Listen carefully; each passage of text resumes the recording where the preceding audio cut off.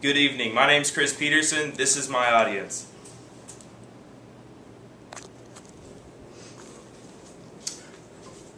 I'd first off like to start by thanking y'all for taking the time out of y'all's evening to come listen to my persuasive speech about the Keystone Pipeline. So you might be asking yourself, what is this pipeline? Well, the pipeline is a system made up of 4 phases to transport crude oil from Alberta, Canada into the U.S. The first phase is called the Keystone Pipeline. It's over 2,100 miles long from Alberta, Canada, through Missouri and Kansas to eventually end up in Illinois. That phase was finished in June of 2010. The second phase is called the Keystone Cushioning Extension. It goes from Nebraska through Kansas to oil hubs and a tank farm in Oklahoma. The third phase is called the Gulf Coast Expansion. This would run from the tank farm and the oil hub in Oklahoma to Nederland, Texas to supply the Port Arthur marketplace, as well as Liberty County to service the Houston marketplace. The phase 4 is called the Steel City Expansion XL phase. This would start from the same spot in Canada that it already does start, and it would go through the U.S. through Montana, where domestic oil is added to the pipeline with the foreign oil, and then from there it is pumped down to South Dakota and Nebraska to join the existing pipeline.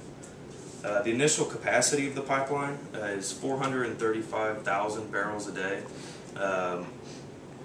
but this can be increased up to 590,000 a day.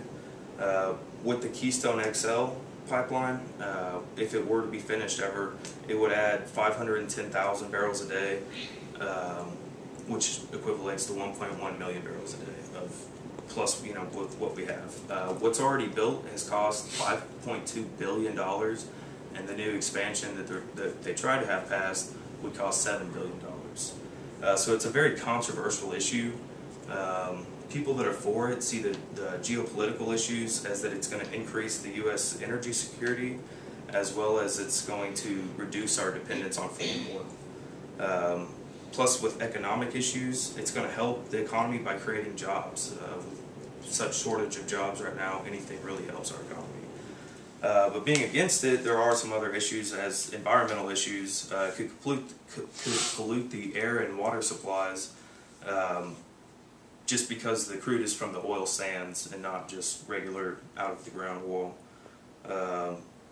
So it could cost more to clean, and it could be harder to clean, so that's going to cause more pollution, which also it undermines the U.S. commitment for clean energy economy. And plus, another reason the people are against it is for eminent domain, which is when they confiscate private land to allow the pipeline.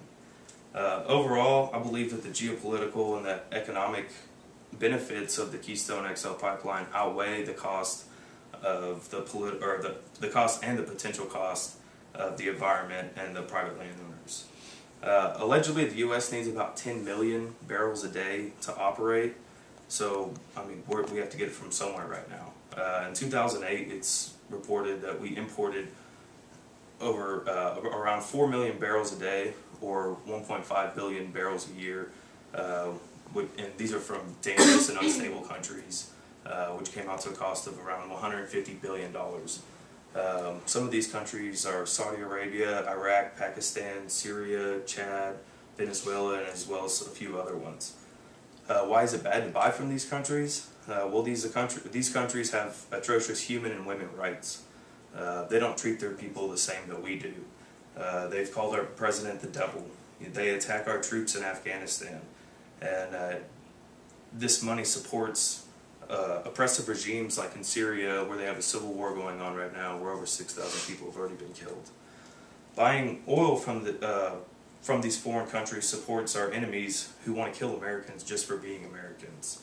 We may not think that the oil is getting to their hands, but somehow it does. And this also allows the oppressive regimes to cling on to their power around the world, and to also violate other, more human rights. Buying from these dangerous regimes is a cycle that promotes war, innocent death, and terrorism. The U.S. needs oil, so we go to where we can find it the cheapest. and unfortunately it's in these regions of the world where these countries are unstable and are very dangerous for us to go in. The Keystone Pipeline would provide America with more oil and boost the domestic oil output. With that being, we probably wouldn't even need to be in some of these foreign countries getting that oil. For me, that's alone enough reason to finish the pipeline. It's also going to help the economy. The CEO of TransCanada, that's the company building the pipeline, said the project would put to work 20,000 U.S. workers and would spend $7 billion to stimulate the economy. So that's going to help out all around the U.S. You definitely need that in the time right now. With the unemployment rate hovering around 8 to 9%, the $7 billion would, help stimulate the small businesses in this country. In addition, of domestic oil and getting oil from Canada, the price of the barrel would drop. There's been a recent jump in prices due to issues around the world, such as the Iranian and its nuclear ambitions.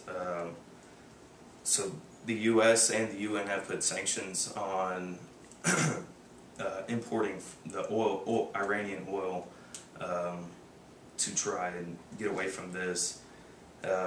As well, though, Iran is also threatening to close the Strait of Hormuz, where 25% of the world's oil is transported through. We get most of our oil from Saudi Arabia, so that would not be wise for us, or it wouldn't be a good situation for us. There's many environmental issues that come along with this. A big concern is damages to the environment, especially the sandhills over Nebraska. They have, it's called the Agala Aquifer, which is the drinking supply of many Midwestern states in that area. But TransCanada has said that they would redirect the pipe around the sandhills and around the aquifer so that it's not going to contaminate the water supply, as well as they added 57 improvements to the pipeline, which makes it the safest pipeline ever built in the U.S. And it's 57 improvements above the U.S. standard requirements. If it were to ever have any problems, TransCanada has said that they would pay for all of the cleanup, or if people are put out of work from it, they're going to compensate them, just like how the oil spill with BP was. They're going to take care of all the problems. Excuse me. Another concern is that this is oil from, or crude from oil sand, so it's much harder to clean. It costs more, and it, therefore it pollutes more. This is somewhat over-exaggerated. Right now, this crude is being brought in by truck tankers, so they're burning gas, bringing it over here. We'll not need to stop the. This is not going to stop the sale of oil sand, just if we don't buy from them. Other countries, such as China, are going to buy from them. And oil sand only accounts for 0.1% of the global greenhouse gas emissions. The last concern is that it undermines the U.S. commitment to a clean energy economy. As of now, clean energy is not very cost efficient. Although the U.S. is a leading nation in developing and implementing clean energy, but with the unemployment rate as high as it is and so many Americans struggling, it's just not very smart or not very economical for most Americans to live that way right now. But as technology improves, the cost of this will go down, and it will be more cost effective, or cost for people to use. Another problem with this that some people see is the eminent domain lawsuits. That's where these people lose their private property for public use. There's been 34 lawsuits against Texas and 22 against South Dakota.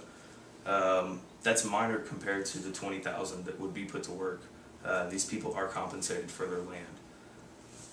So overall, what we talked about today is just some basic information about the Keystone Pipeline, the different phases and where they're going to be. We've learned about how there's foreign oil and how we get our foreign oil and why it's not a good idea, about how their countries are bad over there and how they could be putting the money to bad use. Excuse me. About how it affects the environment. Is it really going to be much worse for the environment? I don't think so. But again, that can be very controversial. And the eminent domain, which I believe definitely outweighs the cost of its damages. So, are there any questions at this time? Yes, sir. Why did you decide to do a persuasive essay over the Keystone XL pipeline?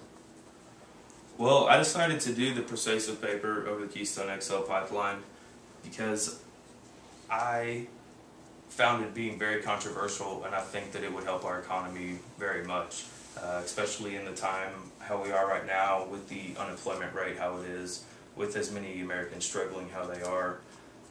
It only makes sense to me that it would help out the economy and eventually, trickle down to where our gas prices get cheaper, therefore saving me money and you money. So that's why I picked it. What is eminent domain? Eminent domain, that's where the government has the right to basically take your privately owned property for public use, and they take it from you. However, you have to be reasonably compensated. So like these people that are having their land taken away and have filed these lawsuits, they're filing lawsuits, yet they've been compensated for their land. And so it's more so, for the public use, it's going to be a lot better overall than just for them using it for their private land. So, are there any other questions? Is the pipeline above ground or underground? How is it laid? Or It's going to be underground. it's all underground? Yes, ma'am. It's all underground. So, well, I'd like to thank y'all once again for stopping by tonight, and y'all drive home safely. Thank you.